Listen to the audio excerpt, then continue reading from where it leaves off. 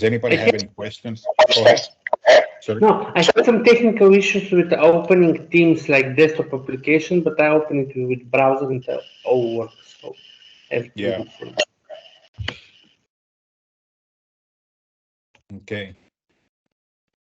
Well, we'll talk about interviews today, and if we have time, we'll talk about training and development because the slides are a little bit repetitive for this chapter, so we may skip some and move to the chapter 8 if we have time. But you never really can tell, you know, how fast, you know, we kind of can move forward. So we'll see. Let me share the screen over here. You should be. This is so much better than than the Meets is the, you know, functionality. So I'm happy that we have finally this platform to use. Can everybody hear me? Okay, I assume that you can. Yeah. Yes, Prof. Yes, Prof. We are here. Oh, good. Can you see the well. screen? Okay, you can see the slides. Okay. Yes, we can see. No, we cannot see the slide. I can see them. You can see. I can see, Professor. Okay. Okay, you should be able to see the screen right now. Now it is clearly presented. Okay. Now it is clearly presented, Prof. All right. Very good. Very good. Thank you. All right. Well, let's get started here. We'll talk about selection interviews. I mean, this is something that is universal because all of us will be in a position to either interview for a position. So we need to know what to expect. So this is very applicable to those of you who may not be interviewing others, but will certainly be in an interview yourselves. And also, if you are in an interview interviewing others, it's really important to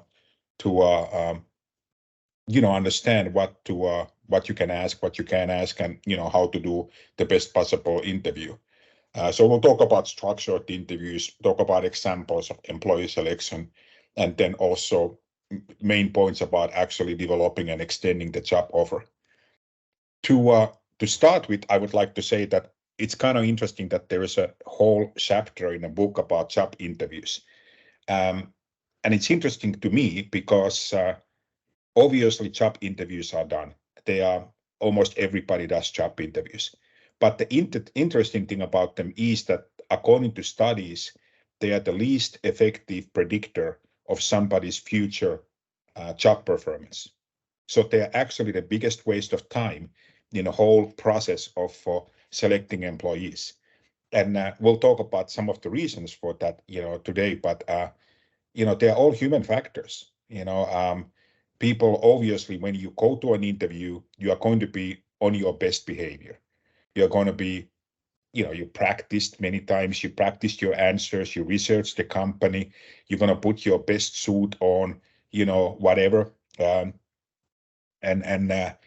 So people don't go to interviews looking like they would in every other day, you know, in their work or life, you know. So that's why it's kind of interesting. When I interview people, I always pay attention to things like, you know, have they ironed their shirt, you know, because sometimes, you know, somebody will open a shirt right out of the box and they still have kind of like the, you know, the creases from the box. And you can tell that, you know, the jacket, you know, suit jacket, you know, may not have been worn never before. And I mean, the reason I pay attention to those things is because you kind of want to see how the person is in real life. And if they don't seem comfortable with what they are wearing, and it's very obvious that they're wearing it first time, you know that that's not the way they present themselves normally. Now, it may not matter. I mean, I don't judge people based on that. It's just that, you know, you can tell, you know, from people how they kind of, you know, are. And so, you know, you shouldn't be surprised when they show up in the first day at work if they don't look exactly the same as they did in an interview. So the bottom line is that everybody practices, everybody trains for interviews, and they get good at it. And that doesn't mean that they are good at the job once you hire them. It just means that they're good interviewers. So that's important to keep in mind. So we have sort of 3 different ways to look at interviews based on how they are structured and based on what content the interview has in terms of what kind of questions are being asked, and then how the interview is being administered. So there are structured interviews, and then there are unstructured interviews. Unfortunately, too often employers do unstructured interviews. They just kind of wing it. They just see whoever. Sometimes it gets to the point even that they just, find somebody in the building who is available to interview. They haven't even thought about it in a great degree, who should be part of the interview. It's just one of those things that, whoever is available kind of a thing. And that's chaotic, but I've seen that happening where, somebody shows up in an interview and then, somebody who are supposed to be interviewing, is on a meeting or appointment or doubles book themselves, or they are maybe not in on that day, and so now you find other person to cover for them, and you just kind of wing it, and that's a recipe for disaster. The structured or directive interviews are when you come up with the questions ahead of time. And you may, if you really want to do it well, you have a rubric and the way of questions, exactly how you're going to ask the questions and how you're going to rate those questions. And in structured interviews, you ask the exact same questions from every applicant in the exact same order, in the exactly same way. And if you go to these interviews, I mean, I've gone to a lot of interviews, and I'm a pretty good interviewer because of that. And I appreciate actually when interviews are relatively cold, in that the interviewers read the question from a piece of paper. I appreciate that because while it feels impersonal, it also guarantees that they are being objective. That that they're asking the same questions from everybody because they are reading it from the piece of paper.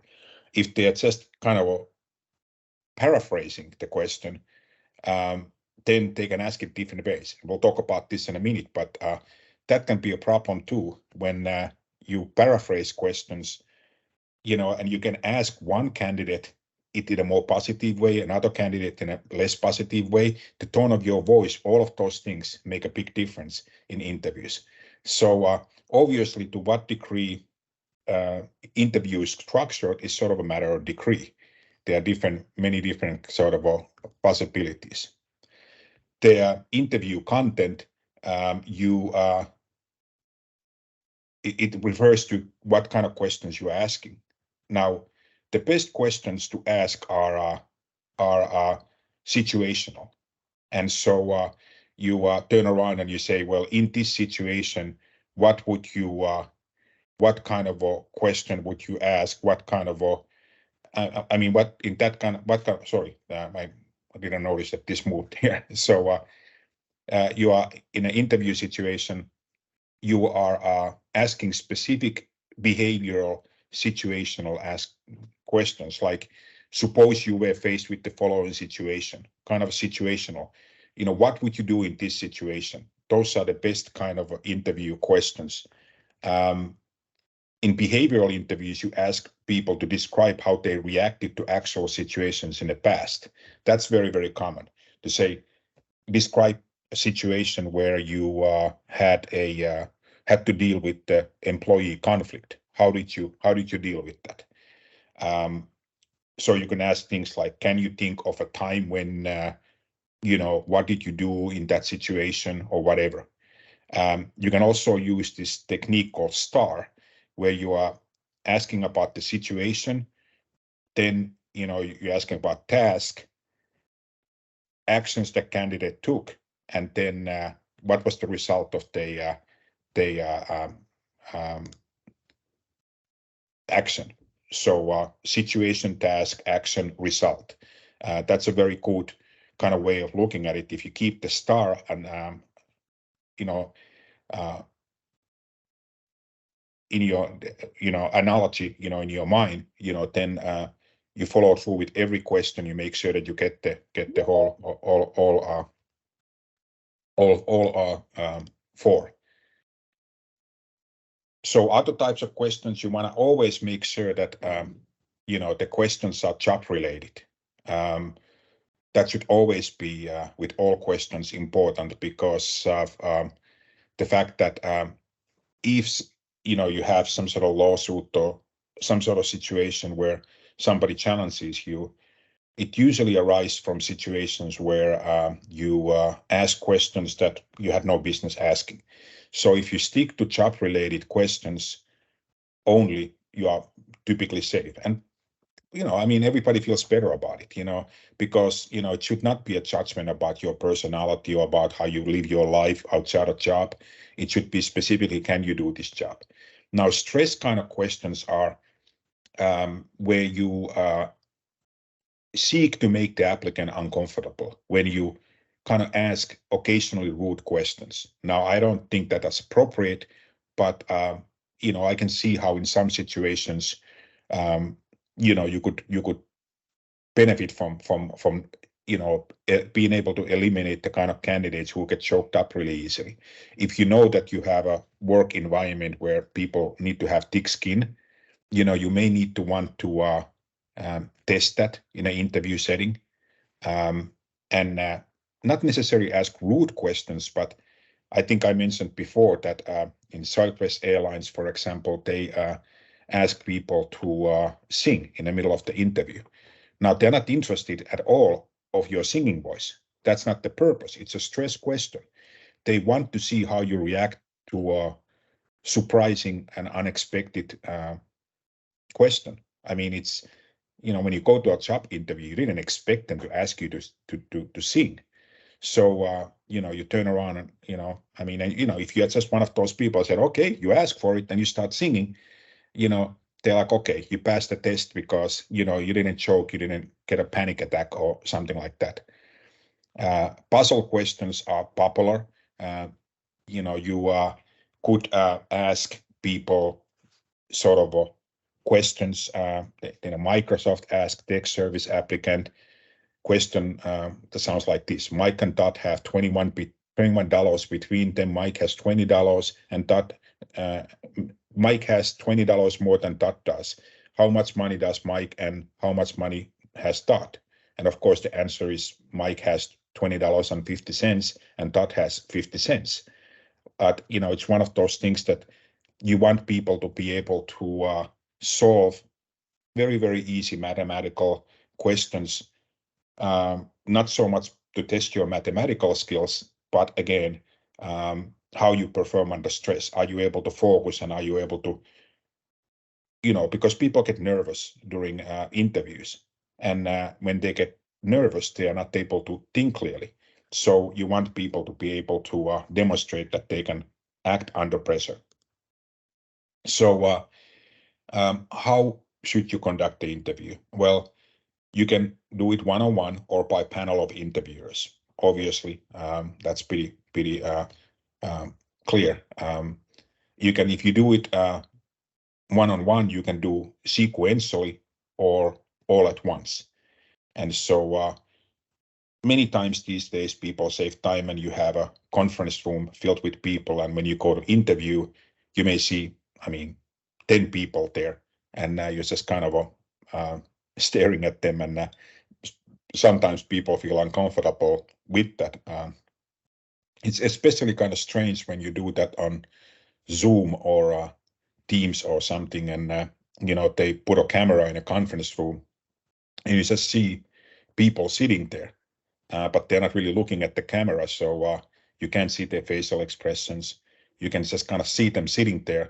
Meanwhile, they can see you in a big screen in front of them, way more clearly that they would see in a real life, because high definition camera is on your face and projected in a big screen, so that they're looking at your every facial expression, and meanwhile you have no opportunity to see their facial expressions. So it's kind of bizarre when you really think about it.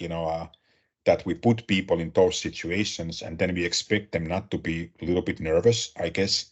And so, then we judge them harshly if they do appear nervous, when in reality, them being nervous in that interview situation has absolutely nothing to do with their ability to do the job, which is one reason why interviews don't work. It's because we judge people's behavior in the interview rather than thinking about how they are going to perform in a job. And it's kind of like you're auditioning, and this is an audition for a theater where you have to show how you read the script and read the lines, and it's not an acting performance. It's a performance of be able to answer questions about the job. So but people interviewing, they obviously make judgments of that situation. So sometimes these interviews are conducted computerized these days a lot, and reason for it is that it saves cost. I mean, it saves money. Rather than doing it personally, you can have a computer ask you questions, and then you click record, and you are able to answer the question, and that way no person has to be present in interviewing, and the team is able to just look at the videos and evaluate it that way. Or you can do online, face-to-face, synchronous, like I described earlier.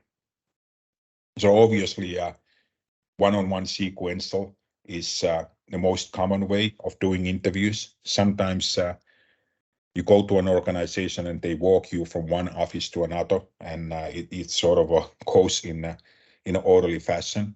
Or sometimes they have you sitting in a room and people come to that room one at a time. And that's also an opportunity for you when you are interviewing to kind of get a sense of where the organization is in terms of the timeliness and how organized they are. Because if you're sitting out there waiting for the next person to show up and they leave you sitting out there by yourself, like you would be in a doctor's office, you pretty much know that's the culture of the organization, that they probably don't care too much, and because they are not concerned about leaving you sitting there and waiting. And so you can get a lot of cues about the culture of the organization when you interview. And the interviewers, the organization, should always think about it this way, that interview is not a one-way street. It's always a two-way street. When the employee shows up, they are also evaluating whether they want to work for you. And so you should be in your best behavior. And so it shouldn't be, just about, you have to give the interviewee an opportunity to judge you as well. Panel interviews, I talked about it before, in a group of people, you ask questions, everybody at what time. Mass interviews are when you have multiple interviews, when you interview multiple people simultaneously, and you may pose a problem, and then you ask people to kind of brainstorm a solution, and then you see which candidate takes a lead in formulating an answer. So, I don't know if anybody ever been in a mass interview? Has anybody ever interviewed for a job and had other job candidates? Mohammed, could you tell us your story? Yes, from about 10 years ago, I passed through combination of all of this interview in one company in one day. It's pharmaceutical company called Squibb, Bristol Myers Squibb, Bristol Myers Squibb. Yes. The day in the first, I began with one-to-one interview, me and a lot of other applicants. Then after the first interview, they select the one who passed this interview and go to a panel interview. I interview with 3 interviewer at once, And also after we finish the panel interview, they let a lot of applicants, me and the other, I think 4, we are 5, and present us a case study for company of beverage, food and beverage. It's a case about this, and ask us all together to solve the problem. And they observed us how we solve this problem, what's the other opinion, and also I think they measure the leadership who will take the lead in the discussion from all applicants. So Exactly. I think the all interview by its stage, the interview begin in 9 a.m. and finished at I think 8 p.m. and there is lunch break between this break. It's very it was a very stressful day because the interview began from 9 a.m. for about 11 hours in the same day. Yeah, I can imagine. That sounds like a classic example. Thank you for sharing that. That's a classic example of how mass interviews happen. Exactly like you described, you know, that there's a situation and then they expect one person to, you know, anybody to show leadership. And so it isn't really about solving the problem. It's about how you behave in terms of group dynamics. And sometimes the length of the interview being long like that is also intentional because people get tired of acting. You know, if you have to go through an entire day of interviews, at some point you're going to start relaxing and you're going to start being yourself. People only can put on their best, you know, face, you know, for a certain amount of time before they just kind of let their guard down. So it may be the way you describe it, it may be that they thought about it, that is very intentional, that they made it a hard day like that. So it's a very good example. Thank you. You know, sometimes interviews are conducted by phone. And, you know, it's interesting actually that you would think that phone interviews wouldn't be that good because, you know, you can only hear voice. But in reality, they're actually better because when you're talking on a phone, you're not paying attention to somebody's facial expression and, you know, how they their body language, their nonverbals. And so in many ways, you can concentrate on just hearing the answer. And also in a phone, the, you know, issues of biases and prejudice, discrimination, all of those get a little bit less of an issue because you don't know, you know, you can't see the other person. So those cues of their nationality or their race are missing. So it's more objective. So I really kind of like the phone interviews. And I can tell you that when I have conducted interviews, I've always done, like I first called them and had a discussion with them before I invited them for a team interview. And I had pretty much made up my mind about that person before they even showed up to me. When they showed up for face-to-face interview, to me, that was just what I call a face check. At that point, I already kind of knew, you know, whether I was comfortable with them or not, because I knew what they knew. I knew what they, you know. So yeah, you're saying phone interview is suitable for screening. You're right. It is absolutely right. It's suitable for screening and confirming the initial essential questions. Exactly. That's exactly like I said. That's how I like to do it. I like to ask my important questions over the phone and concentrate on the content of the questions, and then the interview is kind of like more of the trying to assess the person's attitude and you know, fit to the team or whatever, because you can see that better in a face-to-face. Computer-based. Personally, I don't like him. I mean, you know, I can see why computer-based questionnaires, testing, those kind of things are. We talked about testing already.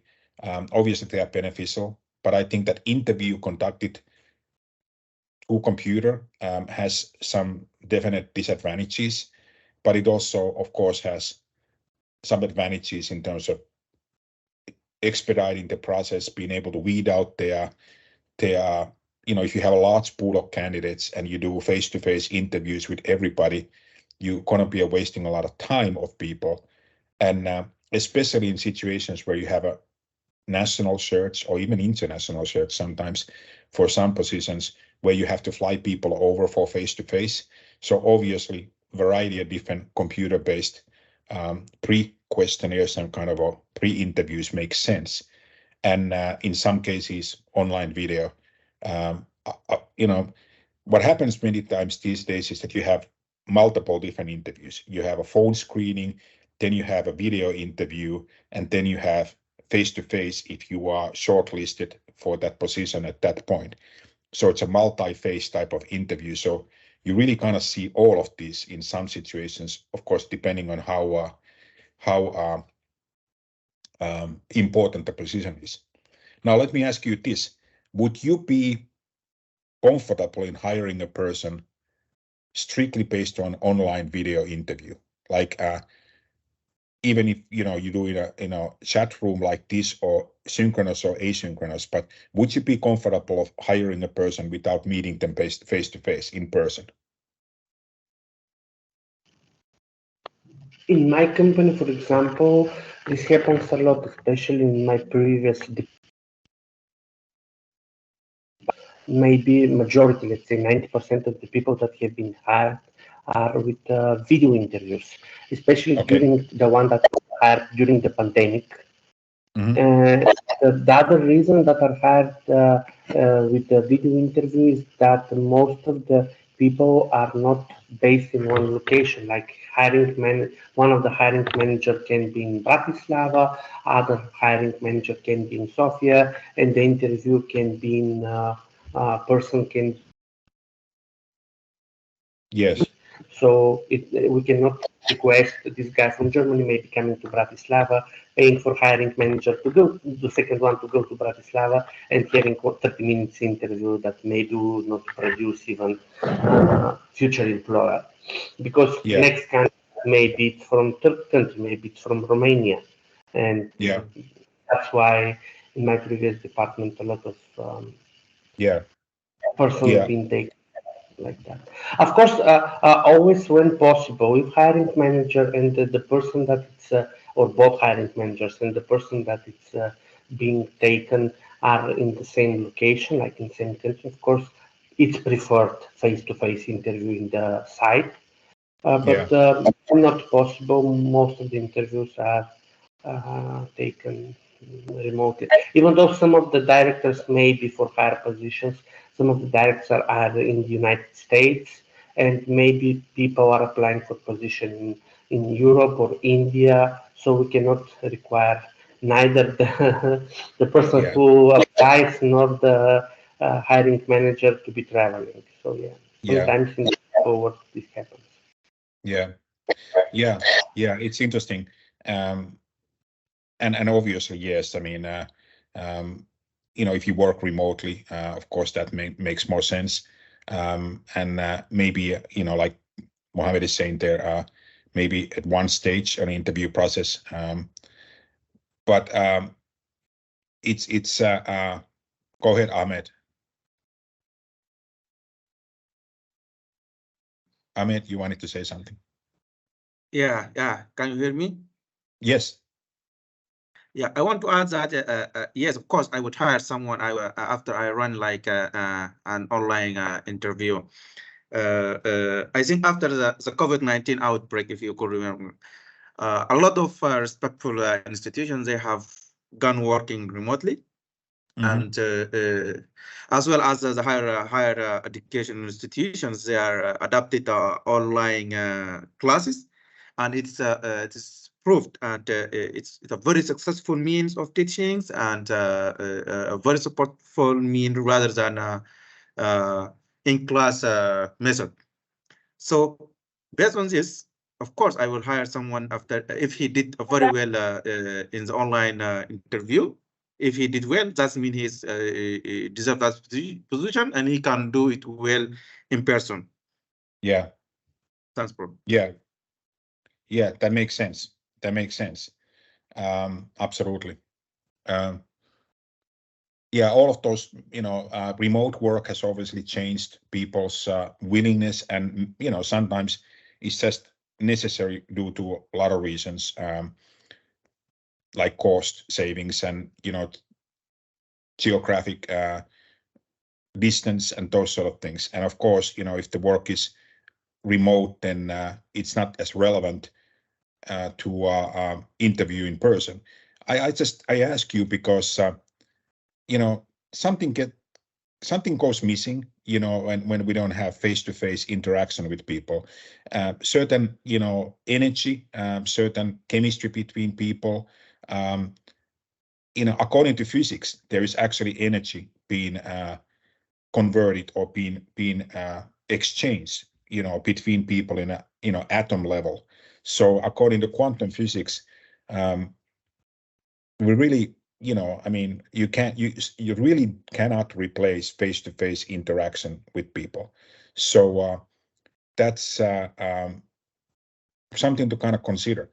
Have you ever been in a situation, when you just have a funny feeling about somebody? There's just something about them that you can't pinpoint.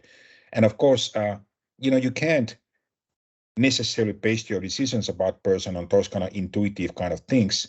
But at the same time, if you're going to be working with that person, you need to be able to feel comfortable. And so that's kind of one thing that always makes me wonder. And then second thing is, if the job is not 100% remote, like I would never accept a job where I would have to relocate somewhere without visiting the company, without visiting the people, without seeing, the offices and getting a mental image of where I'm going to be working. I just can't imagine, accepting a job in a other city, without at least having a physical opportunity to go to visit. Now, of course, the kind of jobs that I would be looking for would be leadership level jobs, so the company could afford to, interview me face to face because they are high level enough jobs. And obviously, there are many, many jobs where you can't make that happen for everybody. So, but I just think that it's strange sometimes for companies to ask somebody to relocate without even having an opportunity to visit the office. And but it happens obviously. But I just kind of wonder, we have become so impersonal in some sense when we do these things that we don't necessarily think about the human factor there. And there's a lot to be said. Simon Sinek, I like reading his book. He's a leadership author, and so he talks about how we have gotten dehumanized, in organizations. And this is just one example of being dehumanized.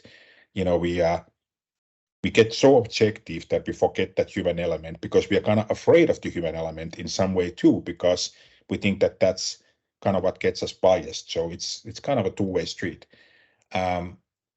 When you do an online video interview, it's very, very important to make sure that you look presentable.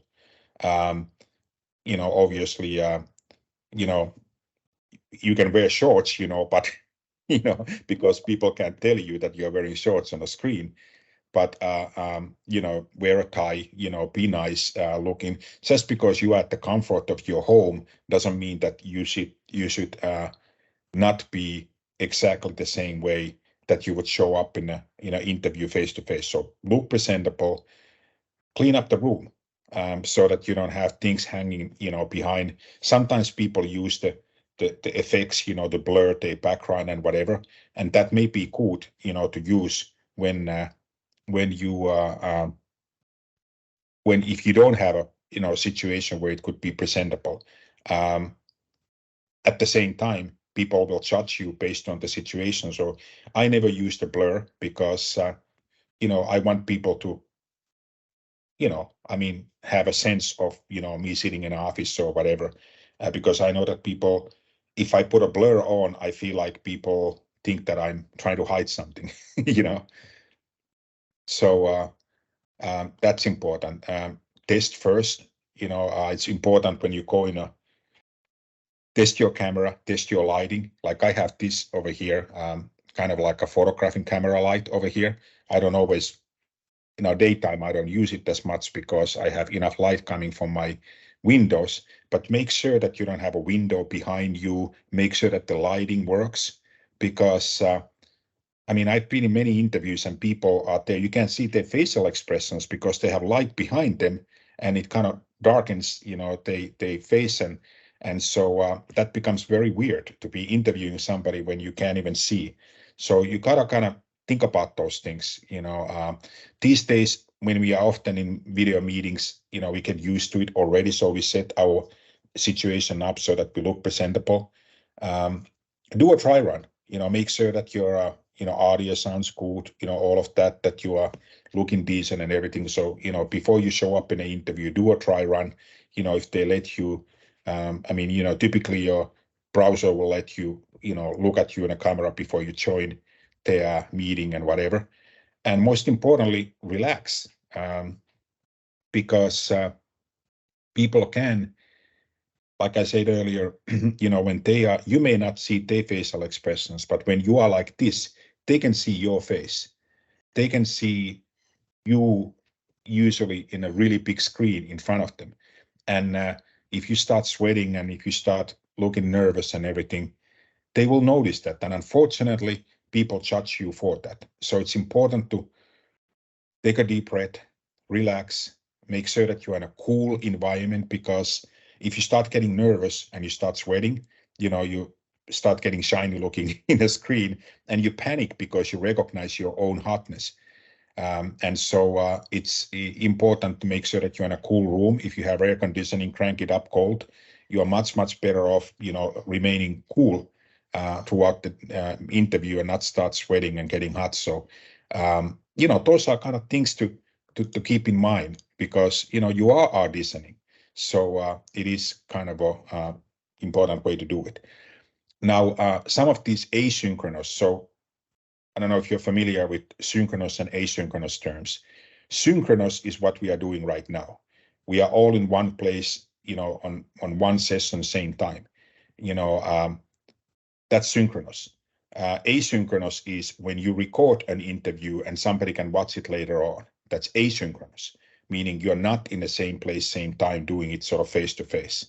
And so those are the terms that are used.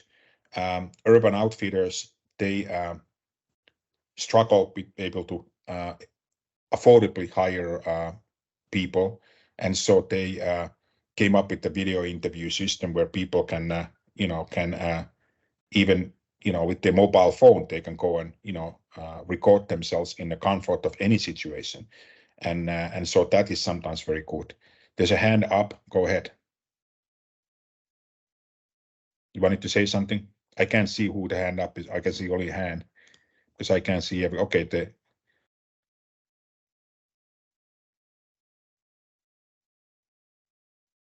Wellington, Echiro, how do you pronounce your name? Sorry. You had a hand up? You're on mute. You're on mute. We can't hear you.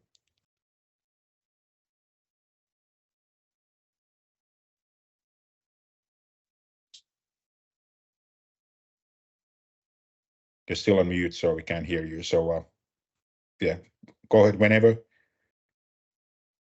If you still have something to say. Okay, now you're off mute. Go ahead. Okay, thank you very much, Professor. Based on what you are explaining, I want to ask a question. Mm-hmm. And I want to ask, so if like due to geographical location from another country, like we here, I'm in Africa, Mm-hmm. and I applied for an online job or even a relocation job, but I've not been to the United States, but I applied for a job and I want to come. Does it mean, does it mean I have to, first of all, the job is an online job, but must I first of all seek for me to come over and see the physical office, or can I just still apply it and then resume the remote job later? I can now apply it for me to go over and see the physical office. Well, it's it depends. If it's an online job, I don't see any reason why you have to see the physical location, unless you want to make sure that it's a real company, unless you have any suspicion, what kind of enterprise they are, because there's a lot of scams out there too. But it may not be necessary if it's an online job. Now, flying from Africa to US to see somebody's, office location may be unrealistic anyway. That's a international flight. That's a really long distance. And so, and if you're looking to, like when I when I immigrated from Finland to United States, I didn't come over here before to check it out. I just took my chances and moved because I realized that I wasn't looking to just come to that one opportunity, one training opportunity that I came, that, you know, I was going to probably go to different places, and it was impossible for me to go visit those before I made the decision. So if you are looking for that kind of a, you know, immigration situation, or looking to relocate to another country, you know, you may just need to you know, take the risk and just, you know, go for it. And so it's not always possible to go and visit, but I do think that if you have an opportunity to visit and you take your career seriously, you can tell so much about the company by visiting them. And you know, if you have to relocate somewhere, you're gonna have to know that you're gonna be comfortable living there. I mean, you know, you don't want to show up in a place where you're like, oh my gosh, there's no way I'm gonna live here.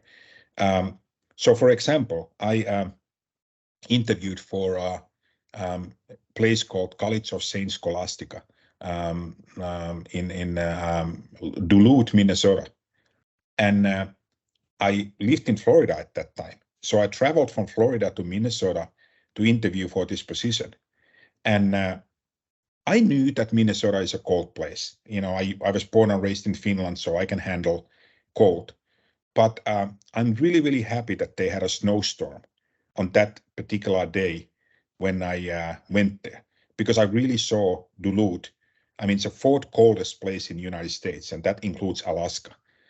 And you know, just seeing the snowstorm and looking at how that made, you know, traveling, you know, commuting difficult and everything, you know, it just made me think and said, wait a minute, you know, I live here in Florida. I like warm climates. And, you know, the reality is that this may be a cool job, but do I really want to live in a cold climate like that? And so I decided not to take the job because it reminded me of the fact that it's really a different lifestyle. And so, you know, if I wouldn't have done that, I would have moved there and I would have probably been miserable. So, you know, I mean, there's a lot of factors. You need to make sure that you are comfortable, because if you move somewhere, me and my wife, one time we were offered opportunity to move to a new Papua Guinea, and you know, they didn't give me an opportunity to go visit first. They wanted me to just take the job, and you know, it was an administrative job at the university there, Papua New Guinea, and I just couldn't. It just couldn't. It was too much of a risk. You know, there's a high crime rate in Papua New Guinea, you know, and it's a very different world than it would be where we lived in Florida at that time. And so my wife did some research online and found out some crime statistics and other things, and you know, and just decided this isn't safe for us and our children. I mean, alone I would have gone. I would have no problem, because I like to travel and explore. But you know, if you have to take family with you and everything, yeah, I think you wanna see where you're getting to. So that's just my opinion. Yes, okay, I quite agree with you. But on the other hand, for instance, some of us would want to further our education to read other master or PhD, maybe in a foreign country. Now, it's a situation like that where we apply online, just like Windsor University now. We apply online, but not in there. But there are some programs, some STEM programs that require presence, physical presence. Situations like yeah, I mean, you're right. I mean, the world is changing, and the physical presence is less important today than it was. And you know, obviously, if the job is an online job and doesn't require you to relocate, then of course it doesn't matter. You know, you don't have to worry about moving somewhere, so you don't have to worry about, you know, those relocation issues, because, and so you don't want to. I mean, relocation is expensive. You don't want to move yourself and your family somewhere and then not like it, I guess what I'm saying. But you know, sometimes we're in situations where it's not a matter of liking it. We need a job, so it also has to do with your personal circumstances and how, you know, how much you need that job and opportunity. And when we really need that opportunity and it's a good opportunity, we're gonna, you know, tolerate some discomfort if that's what it is. So, you know, take some risks because, you know, it's a good opportunity. So, you know, there's a lot of factors involved here. So, like I said, interviews are not generally very useful, statistically speaking, or based on research. So they don't predict somebody's future performance really well, but it's still customary that interviews are done. So how do you avoid those errors? Well, you use structured interviews, you know what to ask, and then you kind of know what those common interview errors are and know how to avoid them. Some of the most typical errors are snap judgments, first impressions. You know, first impressions are almost never accurate. You know, there are a lot of times when you first meet somebody, you have a first impression about them. It's really more about you than it is about them. And, you know, those managers who say, well, I can spot a good employee in 2 minutes. That's not true. Nobody can do that. And nobody has that kind of intuitive ability, you know, that kind of a wisdom, you know, that they can do that. So we really need to be in tune with ourselves to know that we don't project our own insecurities and our own issues onto that candidate and react in kind of an unconscious kind of way and make sort of snap judgments. We all stereotype. It's human nature to stereotype, but we have to keep our stereotypes in check. We all have prejudices. We don't necessarily, you know, smart people don't act on those prejudices, but we are all born and raised with certain cultural values, and sometimes we are unconscious about the fact that we have these feelings towards somebody else. So we have to be, you know, keep our own feelings in check, keep our own biases in check, and not to jump into, you know, first impression error. And other error that happens a lot is that we are interviewing in person, but we haven't really clarified what the job requires.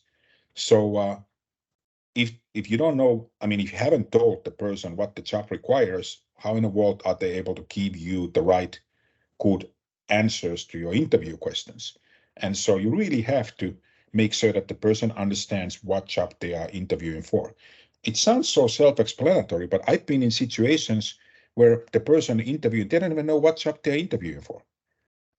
Because whatever reason, I mean, maybe they didn't read it themselves, maybe the interviewers did not make clear.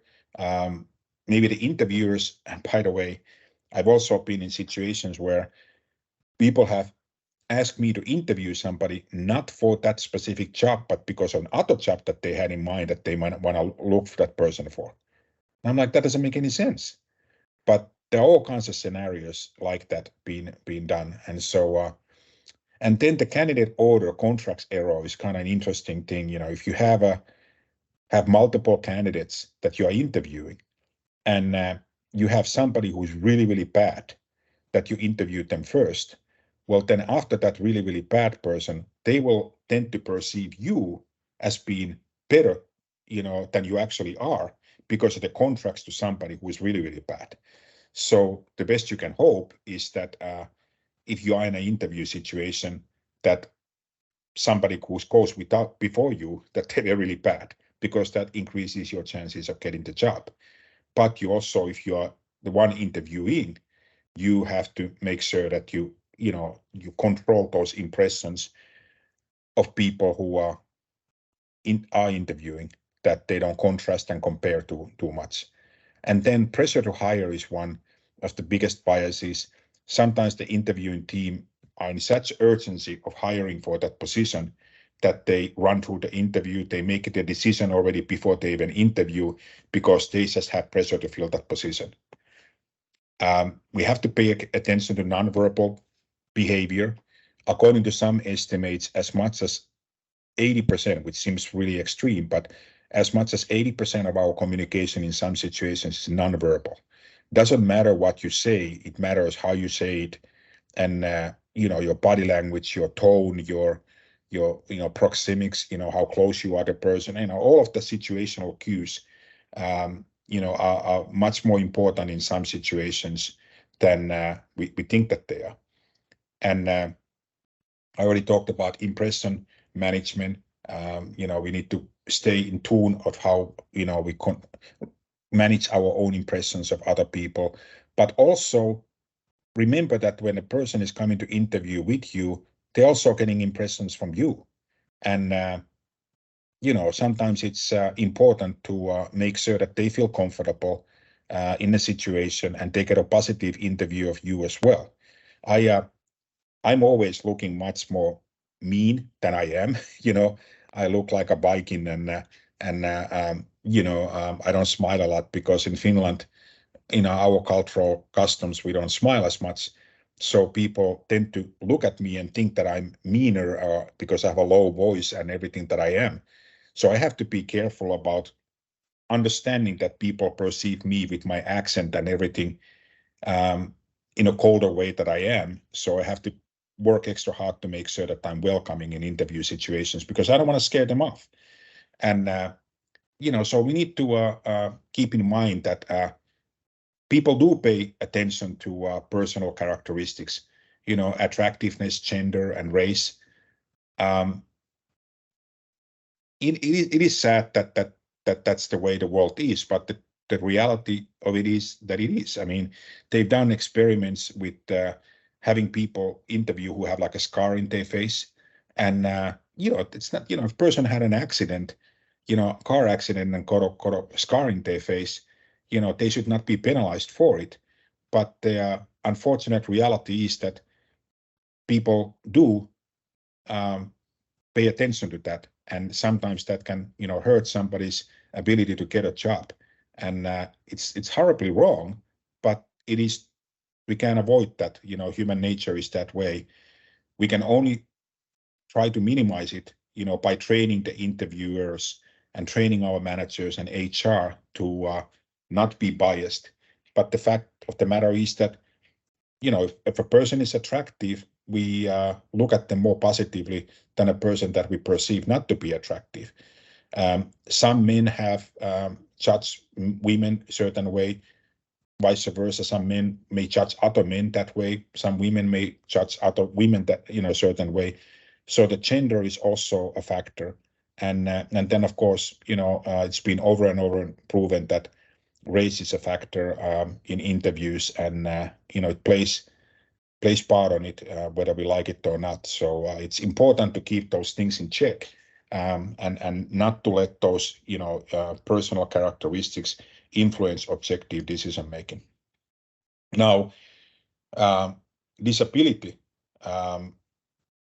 So when you are interviewing somebody, disability-wise, you should not be afraid to ask questions. When somebody has a disability, they don't mind talking about the disability. They just don't want somebody to judge them incorrectly about the disability. So as long as you are specifically asking about job responsibilities and kind of a reasonable arrangements that you could be providing to person, it's all good. So if somebody's in a wheelchair, you shouldn't avoid the topic and act like you didn't notice that they're in a wheelchair. You notice that they're in a wheelchair, so ask them and say, okay, you're in a wheelchair. What if I hire you for this position? What kind of accommodation would I need to make for you, or would you require in order for me to accommodate you?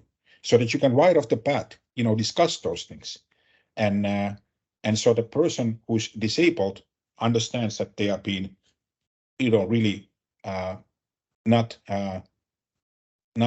judged for that, but that there's an attempt to support them and to attempt to make it possible for them to be able to get that job. I mentioned this already, the interviewer's behavior, these amateur psychologists. I mean, I've seen so many of these people who said, well, I can spot the best candidates immediately, and I can scope people right away. I can read people's minds almost. It's just not true. Those are biased opinions. So it's much better to focus on actual objective factors and not let your personal, beliefs or thoughts about, some people obviously they're more psychologically minded than others, but this is not an opportunity to diagnose somebody either. It's about the job. And so when we start diagnosing others, especially people who don't have training to be diagnosing others, it's more about that person themselves than it is about the person that they are trying to, analyze. So this is where this gets a little bit repetitive, but structured interviews, series of predetermined questions with predetermined answers. So what you want to do is that you want to have job experts, people who are really, really good at that job, who understand that job, to write benchmark answers for you, so that you have predetermined questions, and then you ask somebody who really knows the job to write examples of what those answers should be. That way you are being objective and you are really looking at the right information. Ask situational behavior and job knowledge questions and benchmark them properly. That's the proper way of conducting it. That's when we go back to the job analysis. So I mentioned in job analysis that in many different ways, it all comes back to job analysis. And so this is where it comes back to job analysis. If you have analyzed the job well and you have the right job specifications and the right job description, then you are able to rate the main duties of the job. You are able to create the right interview questions. You are able to create those benchmark answers, and then you are able to choose the right interviewers, the right panel to conduct the interviews. So it's really just important again to do the job analysis. If you don't have all of those factors in place, the best you can do is to try to know the job the best you can. Try to structure an interview somehow. Some structure is better than no structure. Try to be as organized as you can, and always remember that you have to establish rapport with the person, meaning you have to somehow try to connect with the person when you're interviewing them, because they want to be comfortable. Your behavior impacts whether they are wanting to accept the job if you are offering that to them. So, when you conduct the interview, you ask your questions, you take unanswered notes. You want to make it look like you are not writing everything down. You're making it seem like, you're not just focusing on note taking, you're actually listening to them. You close the interview so that they know clearly the interview has ended here, and then to review the interview, afterwards, so that you are able to, review everything that you saw. The best possible interview situation, you have a competency profile. When you are using the same profile, same competencies, traits, and knowledge for creating all interview questions for, all recruiters. And it looks like this. You have like a table where it says, here is what you're asking. Here's some examples. Here are sample interview questions. So if HR prepares these sample profiles for every job with the subject matter experts as part of the job analysis, it makes the job easier kind of for everybody. So we'll skip a couple of here because I want to just make sure that we are going to job offer. So now if you do decide to hire the person and you decide that they go ahead and deserve it in 2 minutes, and then we'll go to break. You'll want to make sure that your job offer includes the pay rates, benefits, actual job duties. Obviously, there can be some negotiation, but when the agreement is reached, you want to make sure that you extend a written job offer to the candidate, not just verbal. It has to be written, and that letter should have a welcome sentence, pay information, benefits information, paid leave information, and all the terms of employment. You want to make sure that you stipulate all of those very, very clearly, because that letter now becomes a legally, important document. It's a legal contract.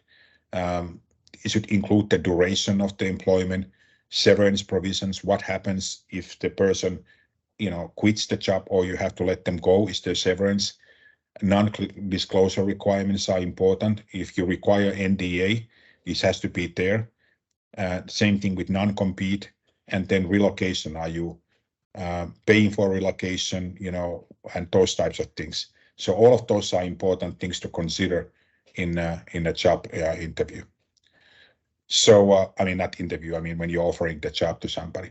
So, okay, well, that sort of ends our festivities there. Let me see, I need to stop this sharing here, but so we have a break, and I guess we can use the same link. I'm just gonna leave it on over here while we are on break. You can stay on as well. We don't need to leave this room, so we can just come back in 15 minutes if that's okay. I'm gonna leave this on over here, but I'm just gonna turn my camera and mic off, and we'll be back in 15 minutes. So it's 11 o'clock, 11:02 here in my time, so 11:17. We were able to get through the first chapter out there, so that's kind of nice. So we are able to get into a second topic over here.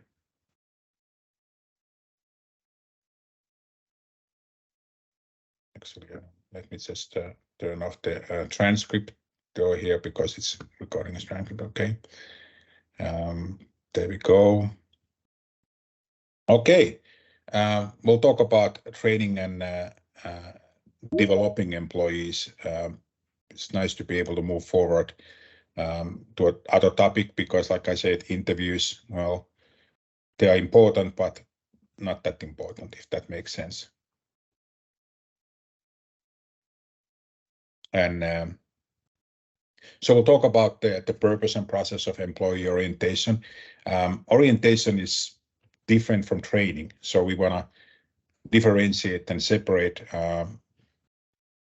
them from each other so that we can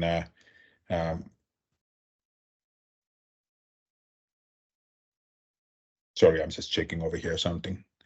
Okay, yeah, so we can understand the differences between orientation and training because they are two distinctly different types of activities, and both, have the specific purpose. So we want to be able to make sure that we don't confuse them. So we'll talk about some training techniques, and if we don't get through all of these slides, we'll pick up next time. But this training and development is one part of human resource management that is distinctly own discipline, and sometimes people specialize on training and development and really don't do anything else or any other part of HR at all. They're just training and development specialists. So this is an important topic in itself. Training and development is often expensive, so it is important that it's done right and correctly. So it all starts from orientation. Orientation is when you give people the first impression of your company. That's when the socialization starts. Of course, technically socialization into the organization starts from day one when the person reads the job announcement. They already start getting impressions about the job from that point on. So orientation then becomes sort of a natural extension of that. They already have an impression about you at that point through the interviews and everything, because they obviously learn about you, your style and your organization, even at that point when you interview them. Now, orientation is when you familiarize themselves to different background information about the firm, how they can, reach human resources, how they can get IT assistance, all of those kind of important things, because when you go to an organization, You don't even know where the restroom is in a building. You don't know where the coffee, break room is and the coffee pot is. So it's important that every manager knows how to orient and train your employees right from the get-go, because the first impressions, are lasting impressions in this kind of a way. I mean, we're not talking first impression about person in an interview, you shouldn't jump into judgment, but a person's impression of your organization can be lasting. If you give a bad impression from the beginning, it can leave a bad taste into their mouth, and it may take a while for them to recover from that bad taste. So it is important to do onboarding. It is important to give all the right background information about the firm. And if you have done realistic job review in the beginning already, then this isn't something that will surprise people.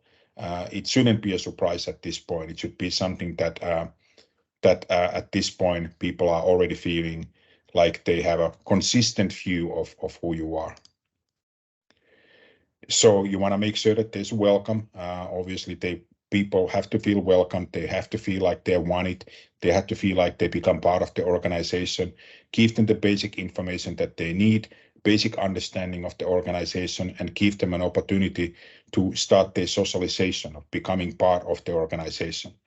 The orientation should start before the first day, in that proper information should be given to the employee via email or phone or different way already before the first day, because you want to give them opportunity to prepare. It would be good to give them an opportunity to read the employee handbook before in advance, and orientation technology. If it's an online meeting, make sure that the person is able to log in. They have all the technology, everything needed for that day, that training day, because you can really get somebody in a bad start if they're confusing technology and things don't work or whatever right from the get-go. It's important to, anyhow, I skipped the slide in a previous presentation about Toyota, but Toyota, they are very particular about hiring people who are able to work as a team member. Teamwork is very, very important for them. So they emphasize that in their selection process, and they look for those kind of team-oriented attitudes in their interviews. And so they already know that they have those kinds of people that they hired. So in an orientation, they emphasize that. They make sure that everybody understands the value of mutual respect, teamwork, and that they are high in quality. So they have suggestion systems for quality, and they care about the employees' opinions. So they emphasize that from very get-go. These are important things because you lay the foundation of your culture.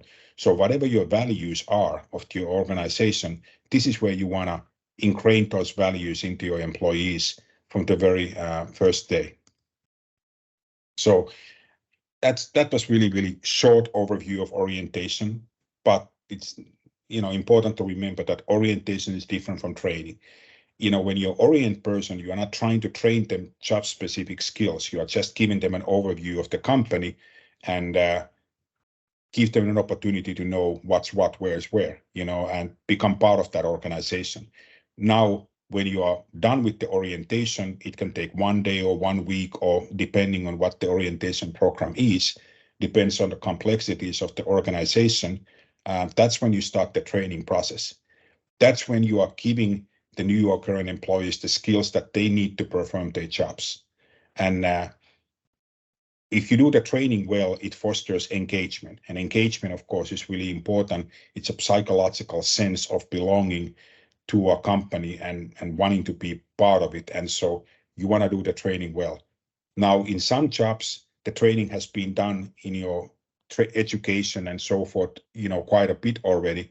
So the companies trust that you come with certain training and certain skills already to the job. So like, for example, all of my jobs that I've been as a faculty member, never really been provided a lot of training. It's been pretty much, well, you know, you've been a professor before, so here's, you know, your office and go ahead and do it. And I mean, I don't think that that's the right way. I think that you know, universities should pay more attention to training their faculty. You know, if they have some specific ways that they want them to teach, but generally speaking, that's not the case. But that's an anomaly. I mean, my job, my profession is very different from corporate, you know, type of jobs. So it's obviously very different in my case. Let's see over here.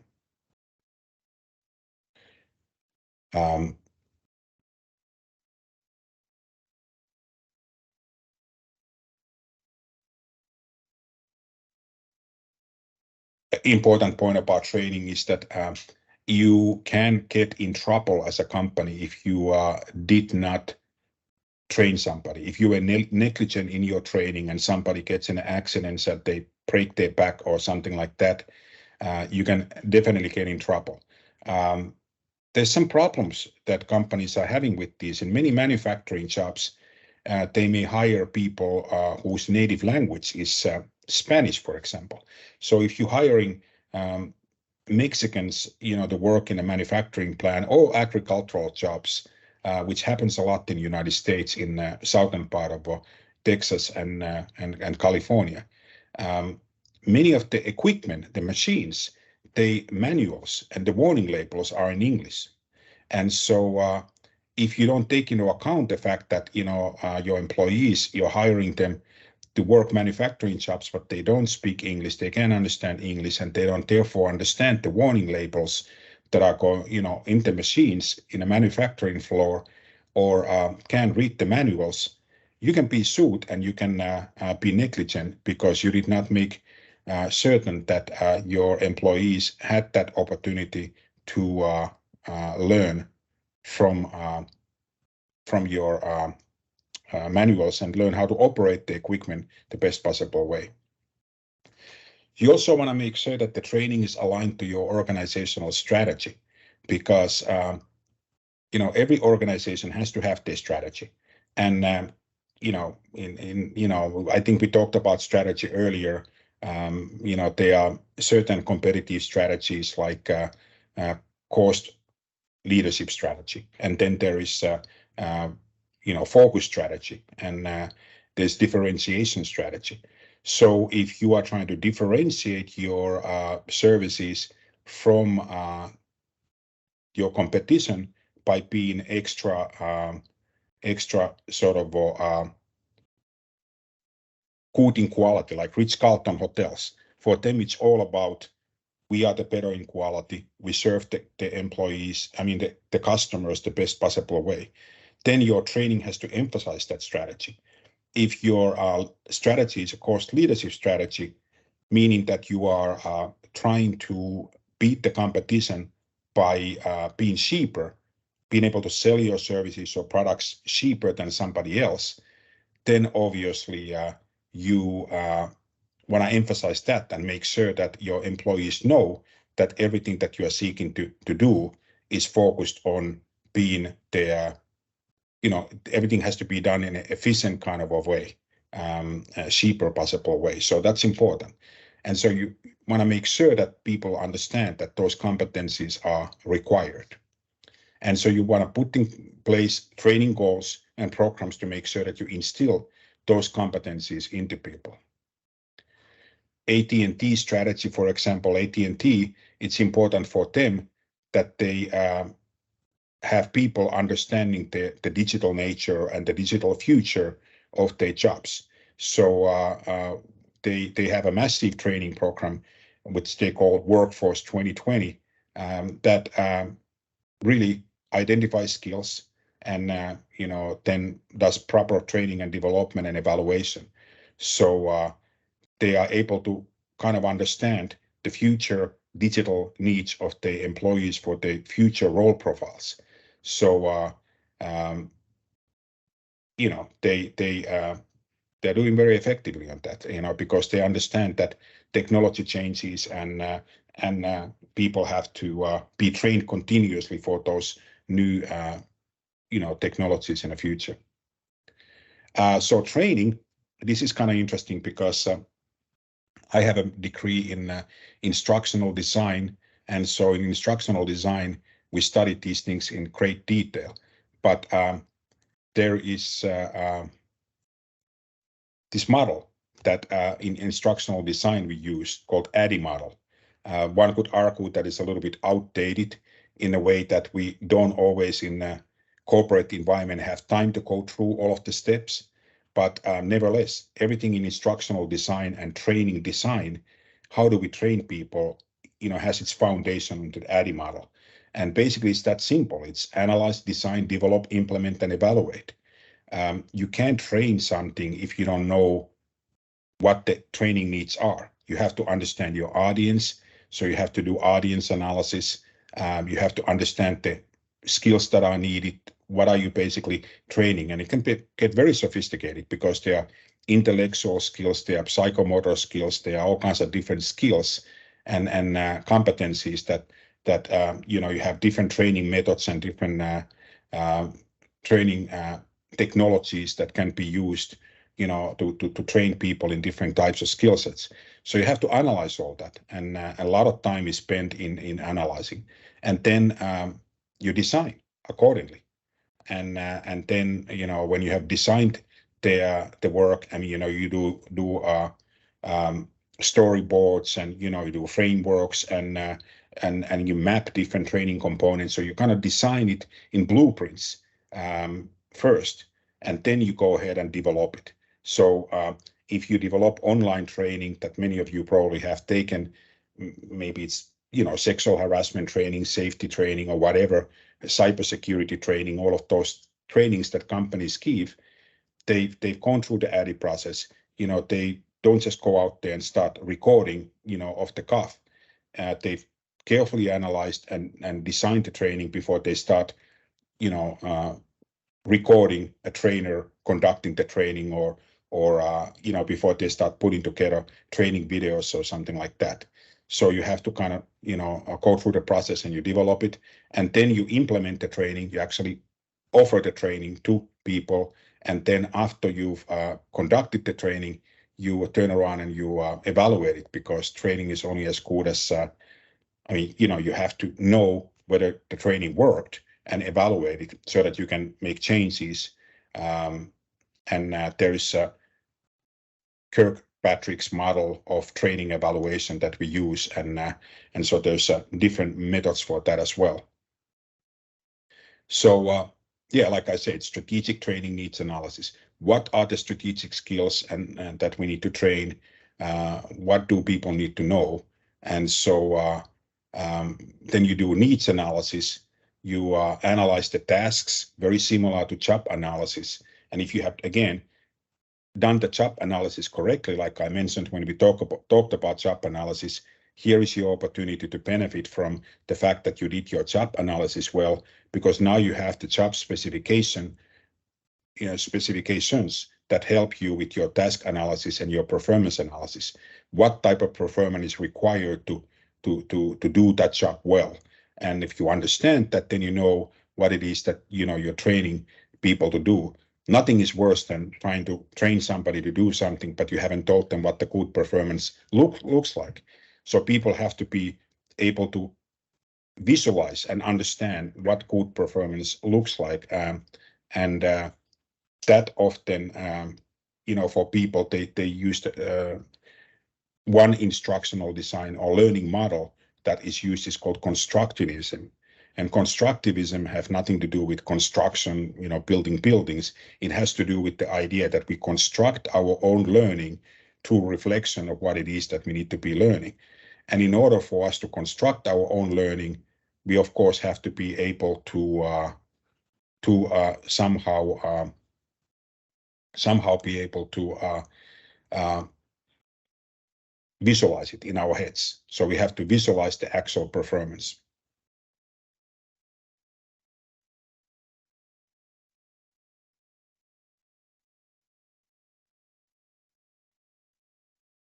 So sometimes it's interesting when we look at performance appraisal, and we look at this as I mean, part of human resource management is also evaluating people's performance. And of course, there's a difference between performance appraisal and performance management. But sometimes we can differentiate if it's a performance issue or it is a training issue. So that's why it's important to document all the training appropriately from the get-go, so that when you design training using ADDIE model and you document it carefully, then you have an ability to understand if the performance is really an issue of I can't do or I won't do. And that's two different things. You can't reprimand and discipline a person for can't do if you haven't trained them to do it. But if they won't do, that's a performance issue, and you can discipline and put people on performance improvement plan if they have, are not agreeing to do the job that they have been hired to do. So again, going back to the competency model, in an interview process, if you have a competency model, then you already know the jobs that are or competencies that are needed to be able to do the job well, because you are using them as a foundation for interviewing people. And this is where the competencies like that become useful as well. You overview the competencies, that are required to do the job well. You list those competencies to be learned. You establish criteria to assess mastery, and then you have, set up examples of the competencies so that people can understand sub-specific examples, benchmarks of, this is what it takes to be a good employee. This is how, I can demonstrate that I have those competencies. And then, of course, you complete these projects so that you can evaluate those competencies to make sure that they stay the same. Design means planning the overall training program. There's a scaffolding that takes place. Something needs to be learned before something else needs to be learned. And so it's important to link different phases of the training in a sequential fashion. And so it isn't just one isolated training, but you identify the kind of skills that need to be learned before some other skills can be learned. So there are certain prerequisites, certain foundational skills. And when you think about it in education, we do all of it this way. We have lower level, introduction, foundational courses in college. And then we have major courses that are specific to your discipline that you declared your major. So it's kind of built in that way. You have general education competencies that are the foundation for, your degree specific programs. So it's all built that way. And the same logic works in organizational learning. You set learning objectives. We use Bloom's taxonomy, verbs like, identify, describe, apply, develop, those kind of terms. And they are different terms demonstrate different levels of learning, from lower levels of Bloom's taxonomy into higher levels of Bloom's taxonomy. So the learning objectives are organized in that fashion so that we understand what level of skill level we are looking at. Obviously, it's easier to identify and describe something than it is to actually apply and develop. So there are very different kinds of tasks. So we need to kind of understand the learning objectives that way. And, learning training programs are only as good as people's willingness to learn. And so if you don't have an ability to motivate people, then it doesn't really, make that much of a difference, because people are not going to listen anyway. And so cool training program can be totally,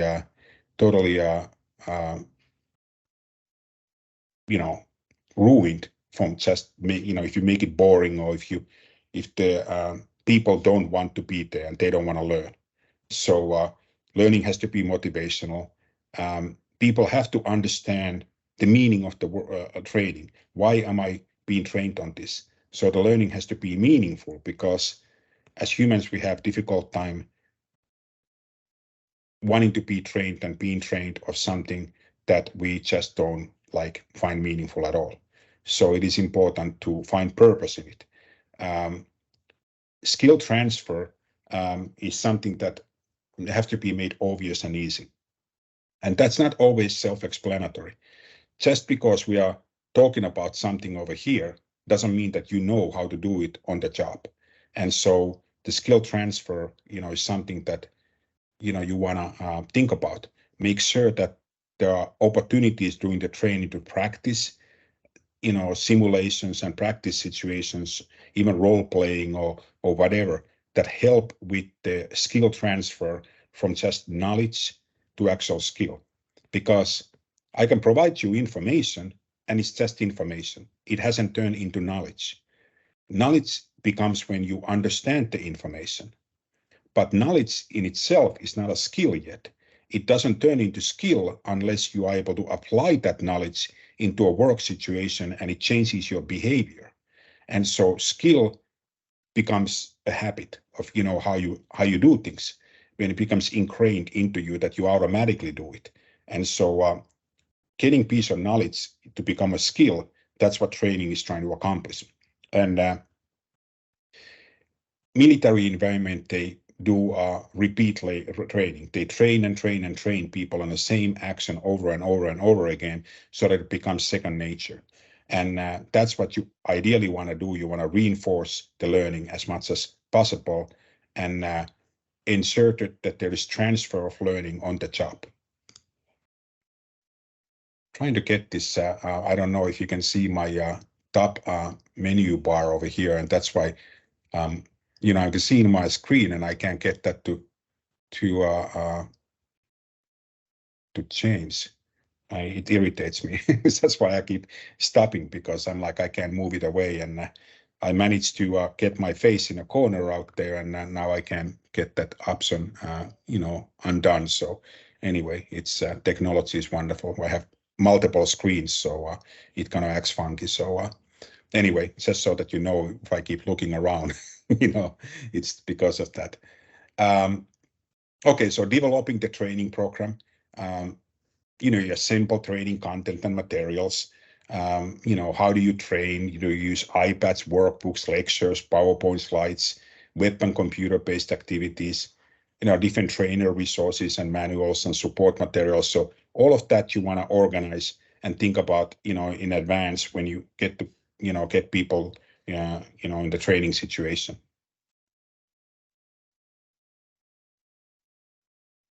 So there are many, many types of on-the-job training. And by the way, you can do off-the-job training or you can do on-the-job training. And the on-the-job training is when you are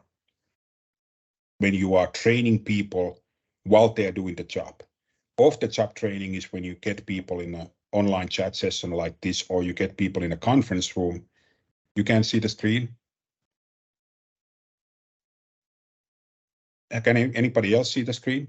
Everybody else can see the screen? Okay.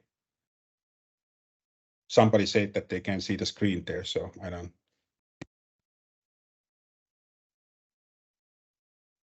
So there's a difference between off-the-job training and on-the-job training. And typically, when we think of training, we think of going to an auditorium or going to, conference room or training setting where, trainer is in the front of the room and they train people, or some sort of a simulation laboratory environment where people are completely away from the job site. But then there's on-the-job training where, you train person while they're doing the job. And coaching would be an example of that. You coach people while they're out there on the manufacturing floor or the job site, and they are doing the job and you are observing them doing the job and you coaching them. Or you can have an understudy, which is, older fashion, when somebody is assigned to mentor their employee and they kind of follow them. And so sometimes when you go to a restaurant and you have a waiter or waitress who's saying, okay, there's two people comes to your table, and and they said, I apologize, I'm training over here. So there's a person who's observing them going and doing the job while they're doing it, and then giving them, advice as they go. That would be sort of an understudy situation. Then you have job rotation that is being done for a lot of reasons. Sometimes because you want to keep boredom out of jobs. So you train people to do different jobs. And it's also beneficial if you have somebody who calls in sick. Somebody else is able to then do their job because you do job rotations and you switch people's jobs and keeps the boredom out, gives people, gives them job variety, and also helps them to understand how each job is connected to each other. Special assignments can be delegated and say, look, I trust you as an employee, you have these leadership skills, so let me give you this special assignment to demonstrate those skills further and for you to kind of develop those skills. So special assignments can be a way of training as well. And then, of course, peer training. In many, many situations, people learn the most from their peers. I remember when I worked as a young man in Carnival that my extended family owns in Finland. And, when we were putting together these carousels, taking them apart or putting them together, there was really no training program for it. I just had to observe my peers, the other workers, and just kind of see what they were doing and just repeat it and do what they were doing. It was fairly simple work, so it was easy enough to say, okay, they are carrying these pieces. Let me go and grab some of them and carry them as well.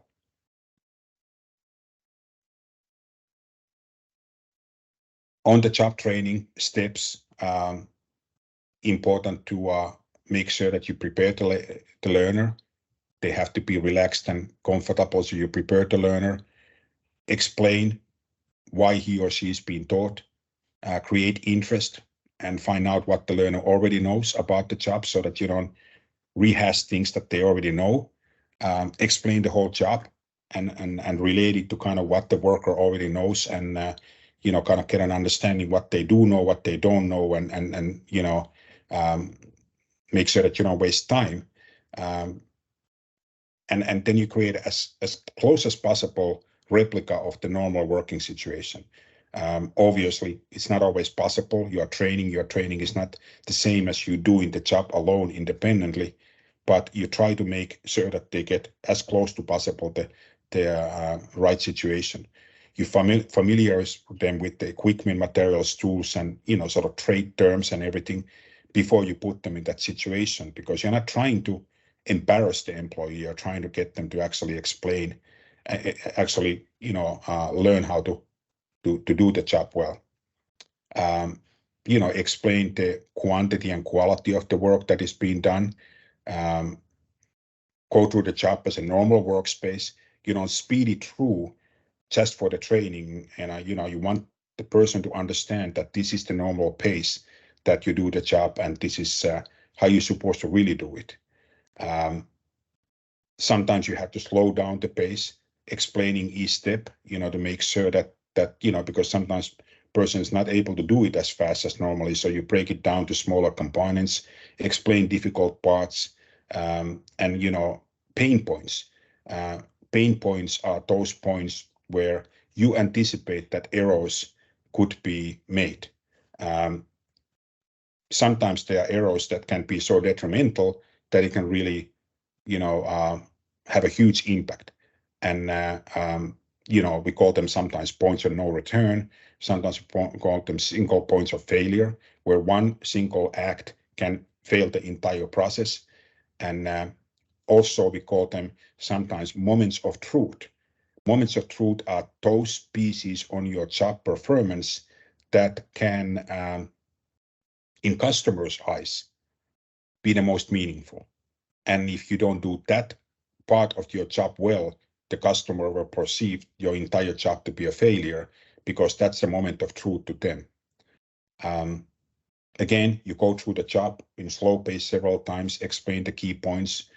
You may even want to have the trainee to explain the job and put them in a position where they have to explain the steps to you to make sure that they understand it.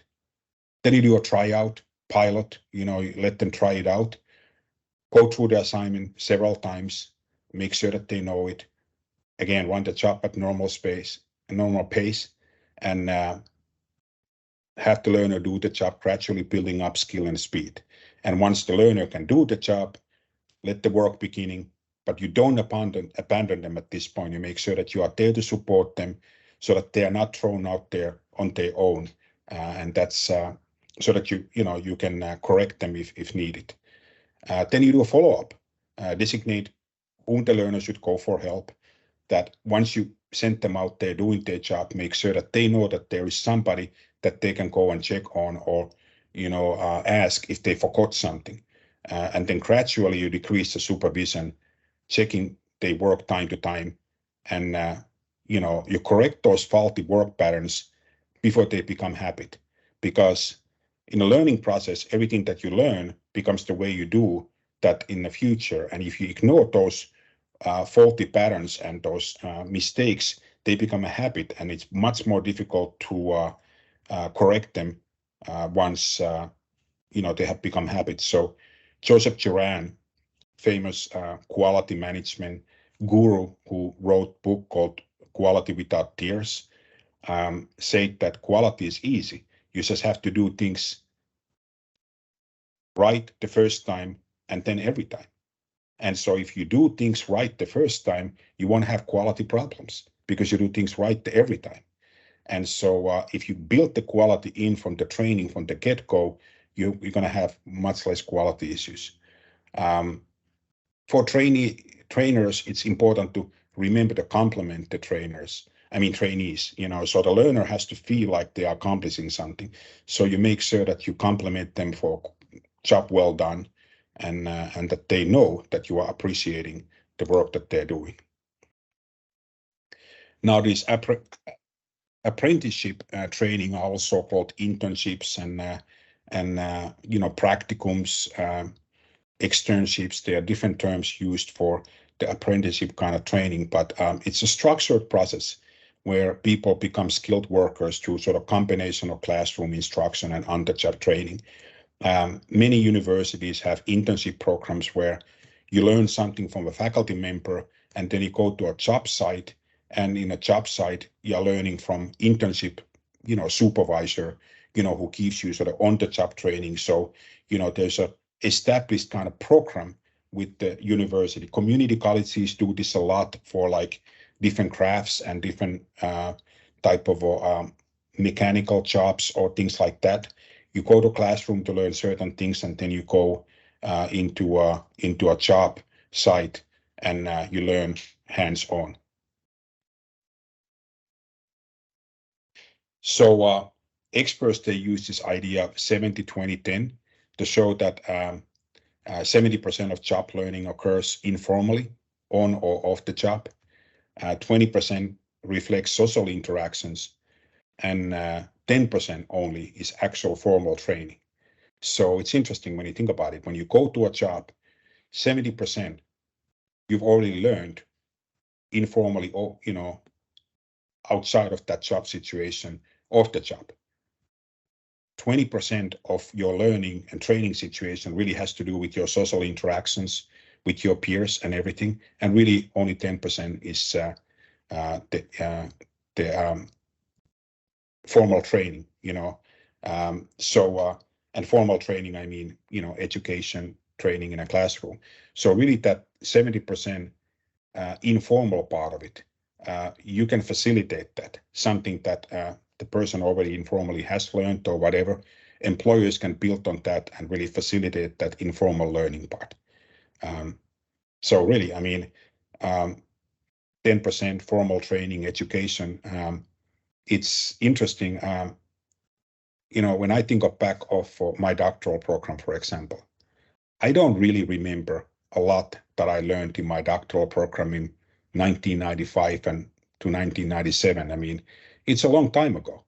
And if I wouldn't be doing this as a job, teaching you and talking to you about human resource management, would I really remember all of these things, just because I took a course in human resource management? And the answer is, of course not.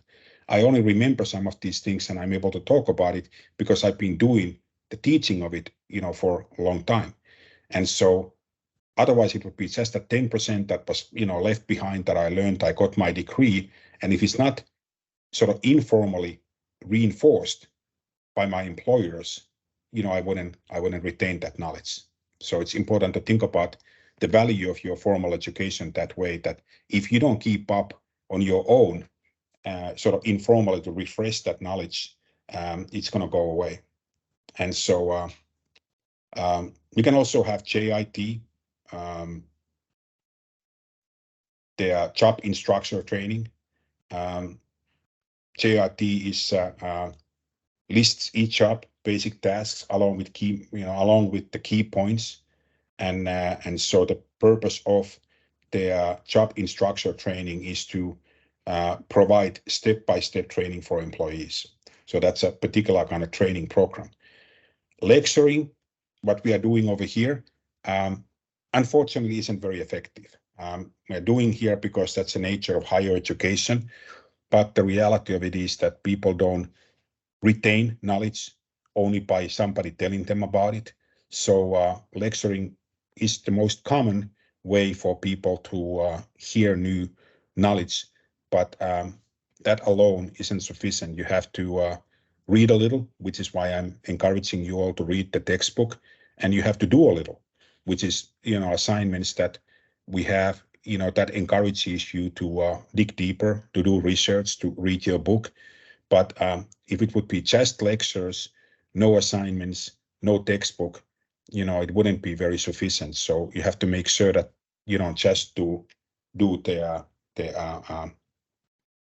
lecturing part. So you can use a textbook, you can use iPad, you can use internet. Those are all programmed learning where you can do step-by-step self-learning type of things. And there are lots of courses out there online that allow self-learning these days. We have gotten very skilled in doing what we call online tutorials to have these computer-driven step-by-step learning programs, to the point that, you can almost Google anything and you have a YouTube video out there that shows you how to do something step-by-step. So those types of programs have 3 parts. They present the questions, facts, or problems to the learner. They allow the person to respond and then provide feedback on the accuracy of answers with instructions, kind of what to do next. So ideally, it's an interactive training program at best, not just a video. Program training reduces training time because it's something that can be done independently. Then behavioral model is other important part of learning. We all learn from peers, the social interaction, that's 20% of the learning. So behavioral modeling is something that we want to make sure that we reinforce.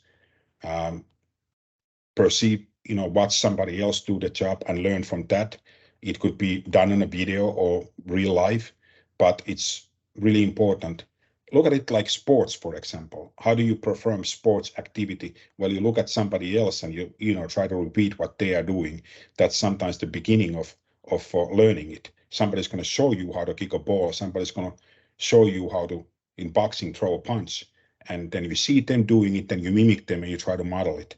It's very important in psychomotor behavior when you're trying to teach those kind of observable kind of behaviors. Now, intellectual skills are more difficult to model, so it is more difficult to do. But if it's physical kind of work, modeling is very important.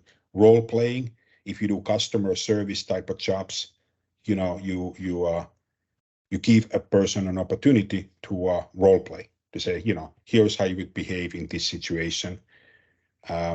Social reinforcement is important. Constructive feedback, give praise. People, we all need that. We all need feedback to know that we are learning, and that encourages, our learning process. And so you encourage, the trainer to practice these new skills on their job as much as possible. And that's how you help with the transfer. So there are lots of different kinds of other types of training. I don't think we need to get into all of this in very much in detail. You have audio-visual based, you have vestibular training, you have electric performance support systems, By the way, vestibule training stands for trainees learning the actual or simulated equipment, but are trained off the job. So flight simulator would be an example of that. But obviously, that's expensive. You can't do simulators for everything. But when you are teaching somebody to fly a multi-million-dollar aircraft, you probably want to invest in vestibule training and doing simulations. So electronic performance support systems are kind of similar. They are computerized tools that display automated training, documentation, and phone support, especially. Video conferencing, what we are doing right now, can be used. Computer-based training, again, gaming has been used and increasingly are being used in training situations, gamification. You make training into sort of a video game, and people are able to simulate the behaviors and do that. These are kind of things that training more and more goes into. Online internet-based training through learning portals like our Moodle learning management system. And by the way, those of you who have any doubts about the effectiveness of online learning, it's been proven now for a decade at least, if not longer, that online schooling, online universities actually have better learning outcomes than traditional face-to-face universities. And the reason for that is that, again, what I said to you before, if it's only based on lecture, people don't learn as well. But when, online programs typically have more writing, more assignments, more interaction in discussion boards and those types of things. And so online internet-based training is actually proven to be very, very effective. And the learning management systems are used increasingly in organizational corporate training as well. Virtual classrooms, what we are doing right now.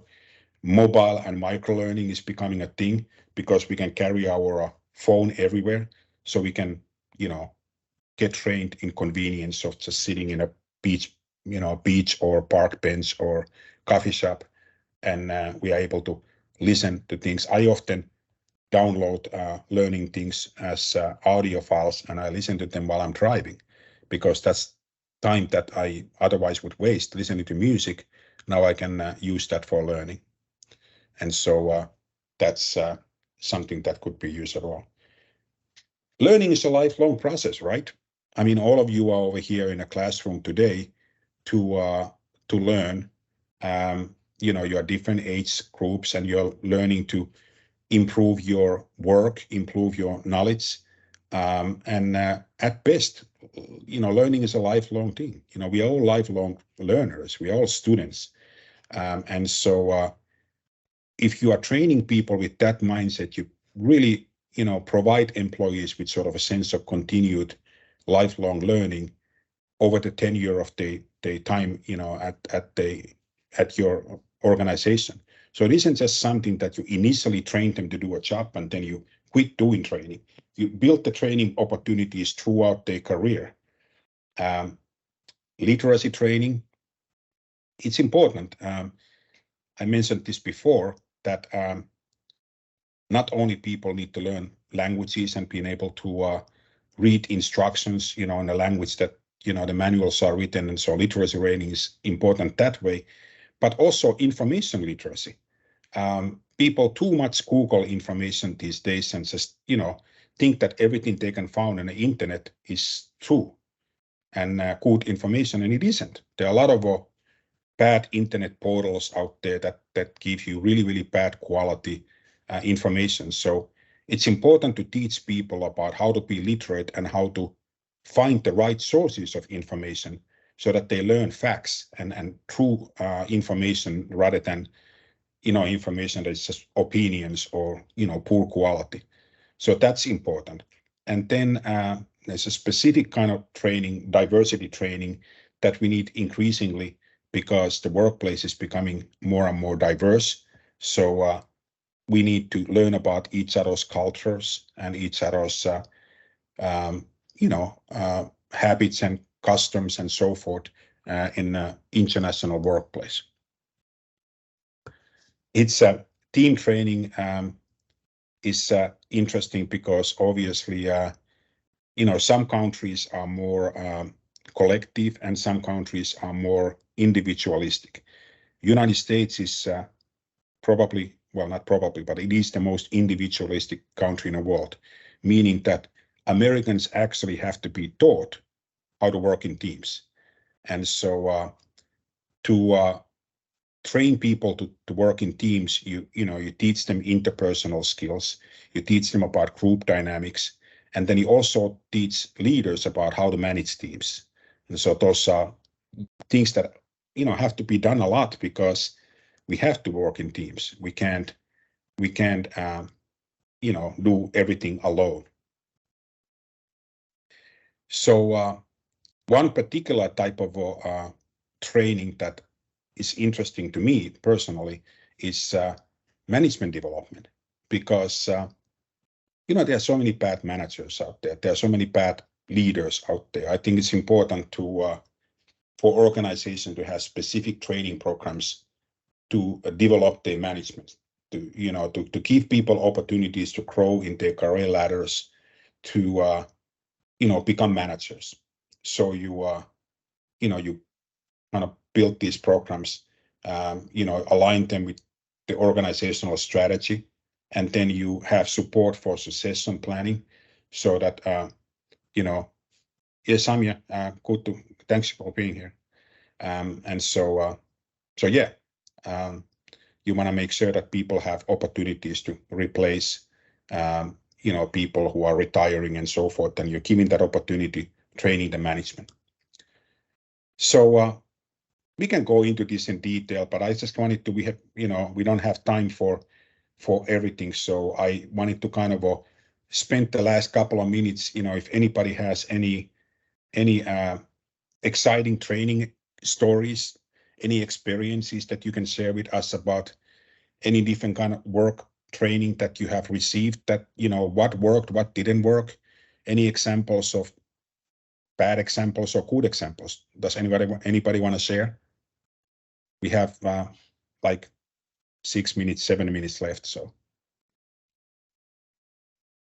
Yes, Professor, if I could share. Yes, go ahead, please. I want here to refer to the importance of the training need analysis in the training process, because I work as a training manager in a pharmaceutical company, and most of problems which come to us from different departments about they want to train their employees, we find that almost about 80% of the problems not related to training. The training here is not the solution. The problems come different thing. It may be difficult process. It may be a bad performance manager. It might be the resources, lack of resources, the demotivation of the employee. So a lot of problems arise from the performance of employees, not related to lack in knowledge or lack on skills. It's from other causes. So the first step here, we begin with the training need assessment and analysis to reach to the root cause of the problem. And almost of problems of the performance come from causes different than knowledge and skill lackage or not sufficient and skills. So it's very important to give time and spend your time as a training manager or a training specialist person to find the root cause of the problem and analyze what is this problem come from. Yes, absolutely, absolutely. It's absolutely, that's you're so on point, because training for the sake of training doesn't make any sense whatsoever. You're wasting people's time, you're wasting money. So absolutely, finding the root cause of the problem. And there are many tools like Ishikawa diagram, fishbone diagram, that is used in identifying causes and effects. And so you can use a lot of tools like that. But you're absolutely right. It's very, very important, because you have to understand what the root cause of the problems are before you can train somebody. So yeah, that's a good example. Thank you. Anybody else? Does anybody else want to share your good or bad training experiences?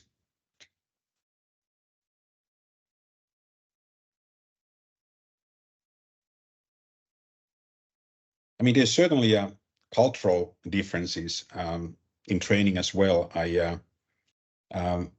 When I was lecturing in Finland, people wanted just me to lecture and they didn't want to really participate too much. Here in the United States, we try to encourage discussion and participation, as part of learning a lot more. And so it's just the cultural differences, in how people are kind of raised and how they learn how to learn as part of their schooling. And so that makes a big difference as well. But like I said earlier, I really admire all of you for your willingness to stay and listen. We had a little bit less people today here than we had some other times. Right now we have 13 people here. We have 22, 23 at some time. So today seems to be a slower weekend, but I appreciate all of you willing to listen to me just talking, because I know it's not easy for 2 hours to listen to talking head in a corner of a computer screen, especially somebody with my accent. So I appreciate you, and you're doing hard work as students in this program. It's an honor to talk to you, especially since you have so many people from different parts of the world. And it's like we talked about last time. We live in a crazy world. There are wars and there are horrible things happening out there, and education is a place where we can feel united, and we can, feel like we are coming together from different parts of the world in peace and learning these things. So I appreciate the opportunity. So thank you all. Do you have any questions before we end our festivities for today?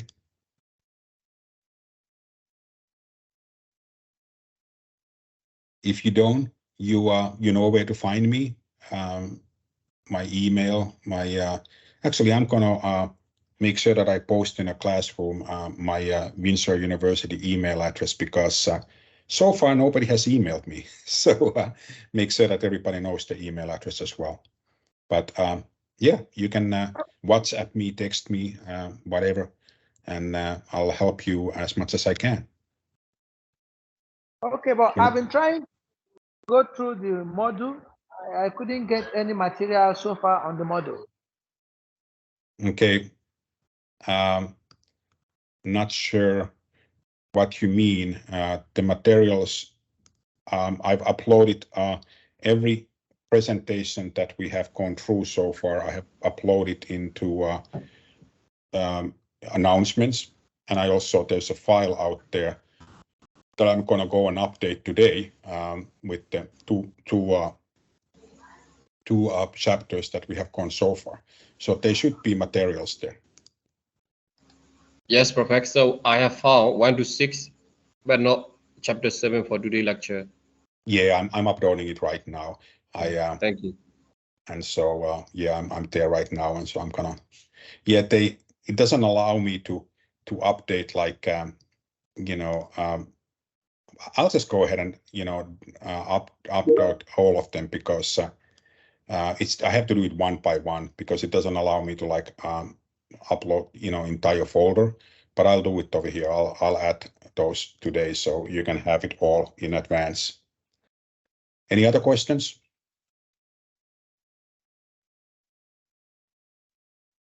So now the 6 is there, and 7, and I'm doing 8 right now.